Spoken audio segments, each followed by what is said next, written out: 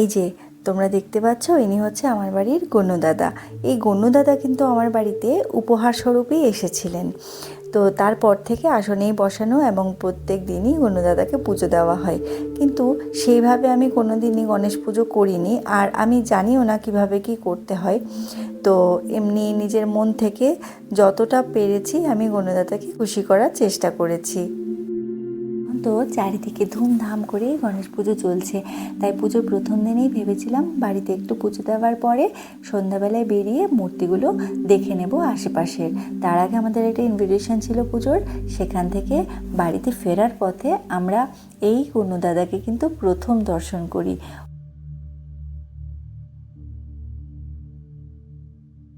আর এই দেখো গণপতি কি সুন্দর দেখতে, পায়ের নখ থেকে মাথা অবধি দেখে মনে হচ্ছিল কি কিউট। মানে আমি এত বড় গণপতি বিশ্বাস করো আগে কখনোই দেখিনি। ব্যাঙ্গালোরে আসার পরে গত বছর আর এই বছরে দেখছি। আর আমি বাবার বাড়িতে যখন ছিলাম নর্থ ইস্টে, তখন আমাদের ওখানে কিন্তু এত বড় গণপতি কখনোই আমি দেখিনি পুজো হতে, বা পুজোর অতটা চলও ছিল না। কিন্তু ইদানিং 4-5 বছর 6 বছর ধরে দেখছি যে মোটামুটি পুজো হচ্ছে। আর কলকাতাতেও আমি এত বড় গণপতি আমার চোখে কখনোই পড়েনি, হয়তো হয় কোথাও, কিন্তু আমি দেখিনি।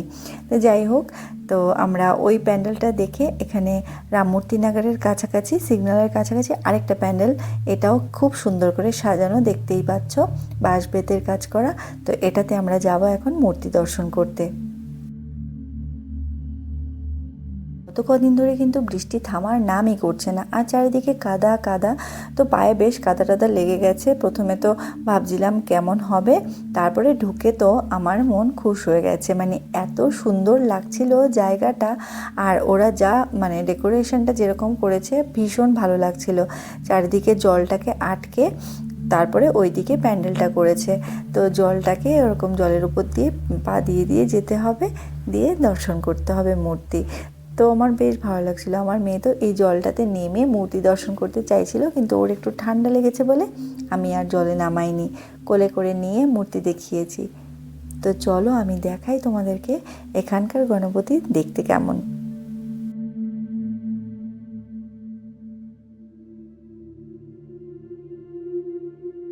জলের উপর দিয়ে যেতে কিন্তু বেশ ভালো লাগছিল। আর এখানে দেখো ওনারা একটা শিবলিঙ্গ রেখেছে। তো এই শিবলিঙ্গর এখানে পুজো হয়েছে, আর তার সাথে সাথে উল্টো দিকে কিন্তু নন্দীও রয়েছে। চলো দেখাই তোমাদেরকে নন্দীটা।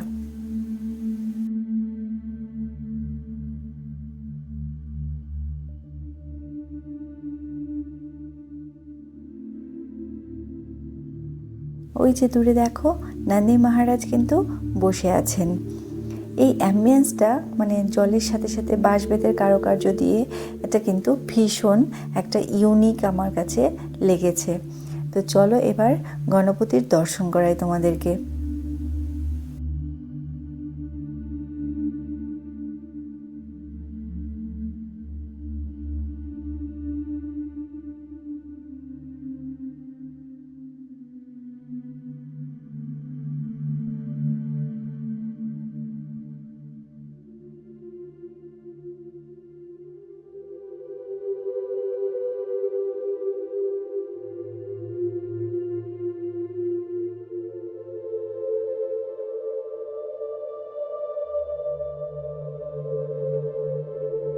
চলো তাহলে বেরিয়ে পড়ি, অন্য আরেকটা প্যান্ডেলে যাব। আর এই প্যান্ডেলটা আমি ভীষণভাবে এনজয় করেছি, আমার খুব ভালো লেগেছে। বিশেষ করে এই বাঁশ বেতের কারুকার্যগুলো দেখতে পাচ্ছ কি সুন্দর করে বানানো। তাহলে চলো যাই নেক্সট প্যান্ডেলে।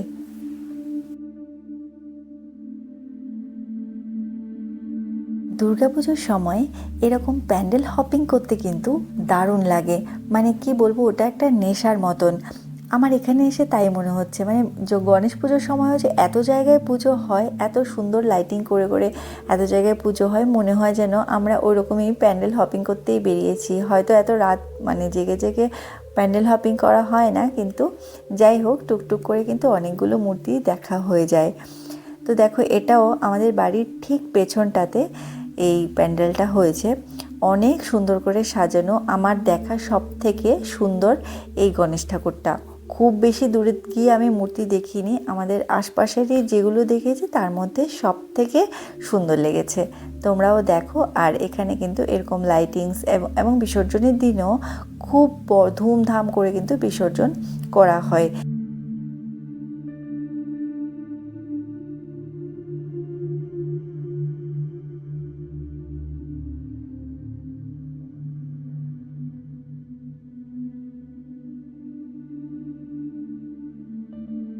প্রত্যেকটা পুজো কিন্তু গণেশ চতুর্থীর প্রথম দিনেই দেখেছি। তো চলো, আজকের জন্য আমাদের তো পুজো দেখা কমপ্লিট হয়ে গেছে, আমরা এবার বাড়ির দিকে রওনা হই। চলো আমরা বাড়ি চলে যাই এবং কালকে আমরা প্ল্যান করব যে কালকে আরও কোথায় কোথায় যাওয়া যায়। তো তোমরা দেখতে থাকো, ভিডিওটা দেখতে পাবে আমরা আরও কোথায় কোথায় যাচ্ছি। তো দেখো, আজকে আমরা চলে এসেছি একটা গণেশ মন্দিরে। তো এমনিতে তো প্যান্ডেলে পুজো হয়ই, আবার এখানে যে গণেশ মন্দিরগুলো রয়েছে সেখানে আমি কখনোই সেরকমভাবে ভিজিট করিনি। তো আজকে ফার্স্ট টাইম এলাম তো পুজো দেখতে। চলো ভেতরে একবার ঢুকিয়ে দেখি কি কীরকম সাজিয়েছে মূর্তি। আমার বেশ ভালোই লাগে। আর ওই সময় কিন্তু প্রসাদ বিতরণ হচ্ছিল। আর আমার জানি না কেন ঠাকুরের প্রসাদ যেখানেই হোক, মানে রাস্তায় হোক, আগে স্কুল কলেজে যখন ছিলাম তখন ওই বাড়ির ঠাকুরের পুজো হতো, রাস্তায় দাঁড়িয়ে মানে লাইন ধরে মানুষ প্রসাদ নিত, সেখানে আমিও দাঁড়িয়ে পড়তাম। মানে এটা একটা আমার আলাদাই একটা আকর্ষণ, মানে আমার আলাদাই একটা টান হতো কি মানে ঠাকুরের ভোগ আমাকে খেতে হবে, মানে এরকম আর কি। তো এখানেও আমার প্রসাদ নেওয়ার জন্য খুব আমি বলছিলাম সবাইকে খাবো খাবো প্রসাদ। তো ভেতরে আমরা ঢুকবো, তার আগে হাত টাত ভালো করে ধুয়ে নিচ্ছি। তো এবার আমরা ভেতরে ঢুকছি আর কি। তখন প্রসাদ দিচ্ছিল, তারপরে বললাম যে ভেতরে দর্শন করে বেরোনোর সময় খাবো। যাই হোক, ভেতরে প্রোগ্রাম হচ্ছিল, নাচ গান এসব হচ্ছিল গণেশ পুজো উপলক্ষে। কিন্তু আমরা যাওয়ার আগেই মোটামুটি সব শেষ হয়ে গেছে, দেখতেই পাচ্ছ তোমরা। ওরা সবাই ভিডিও ফটো এসব নিচ্ছিল। এই যে গণেশ ঠাকুর কি সুন্দর করে সাজিয়েছে, আমার তো বেশ ভালোই লেগেছে। তো এখানে পুজো দেখে নিয়েছি, আর কোথাও যাব কি না ঠিক জানি না। আমরাও তারপর এইখানে প্যান্ডেলটার একটু ভিডিও ফটো এসব নিয়ে নিয়েছি, তারপর বাইরে বেরিয়ে এসেছি। তো এখানে দেখো এই বাইরেটা ঠিক কীরকম, বেশ অনেকটাই বড়। আর এখানে 2-3টে মন্দির রয়েছে, এক একটা মন্দিরে এক এক ভগবান রয়েছেন আর কি। তো আজকে কিন্তু আমাদের সঙ্গে আমরা একা নই, আমাদের সঙ্গে আমাদের নেইবারও রয়েছে, আমার নেইবার তার হাজব্যান্ড রয়েছে। তো চলো, এবার আমরা ভেবেছিলাম আরও অনেক পুজো দেখব, কিন্তু বৃষ্টির জন্য মাঝখানে এতটাই বৃষ্টি হচ্ছিল আমরা আর যেতে সাহস করিনি অন্য কোথাও। তো ঘুরতে ঘুরতে আমরা চলে এসেছি এইখানে। এটা হচ্ছে ভিভিপুরম বলে একটা ফুড স্ট্রিট।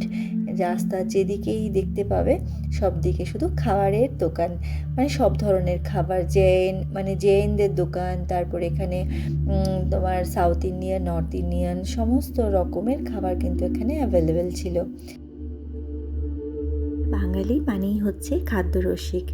আর সঙ্গে গেছে আমার সাথে যে নেইবার আমার, তার হাজব্যান্ড, সে হচ্ছে চূড়ান্ত পর্যায়ে খাদ্যরসিক। মানে কি খাবে কি খাবে না, মানে ও যেন পুরো জায়গাটা থেকে সব কিছুই ট্রাই করে ফেলবে, এরকম একটা ব্যাপার। আমাদের পাও ভাজি থেকে শুরু হয়েছে, তারপরে আমরা একটা পরাঠা টাইপের খেয়েছি, কিন্তু আমি সাউথ ইন্ডিয়াতে ওটা কী নামে ঠিক বলে আমার জানা নেই। তোমাদের যদি জানা থাকে কমেন্টে জানিও, আমি শুনেছিলাম কিন্তু ভুলে গেছি।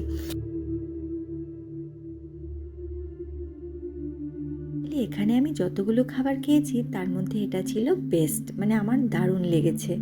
আর এটা অ্যাকচুয়ালি এক রকমের খোয়া ভরা পরোটার মতো, পুরো ঘিয়ে বানানো। আর এটা বানানোর পরে ওপর থেকে 1-2 চামচ ঘিও এর মধ্যে কিন্তু দিয়ে দেয় ছড়িয়ে। আমার তো বেশ ভালো লেগেছে। আমার নেইবারের হাজব্যান্ড ট্রাই করেছে, প্রথম ট্রাই করার পরে আমাদেরকে বলছে একটুখানি খেয়ে দেখতে পারো। প্রথমে খাচ্ছিলাম না, পরাঠা আর কি খাবো এখানে এসে, কিন্তু খেয়ে এতটাই ভালো লেগেছে আমরা সবাই একটা একটা করে আলাদা করে অর্ডার করে নিয়েছি।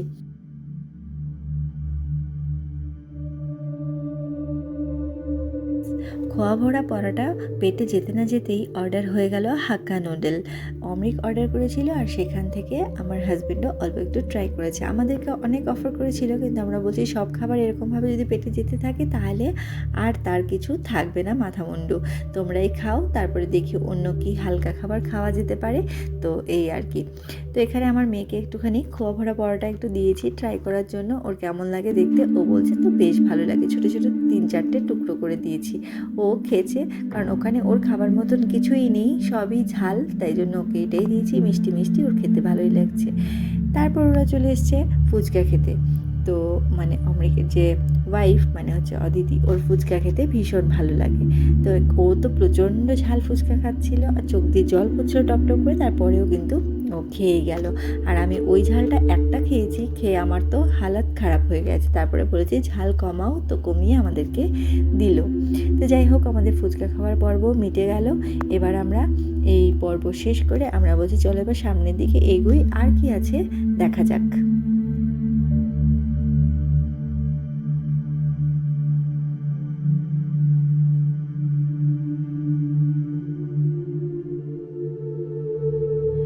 আর এদিকে দেখো আমার মেয়ে এই দুজনকে মানে অদিতি আর অমৃককে পেয়ে আমাদেরকে যেন এক প্রকার ভুলেই গেছে।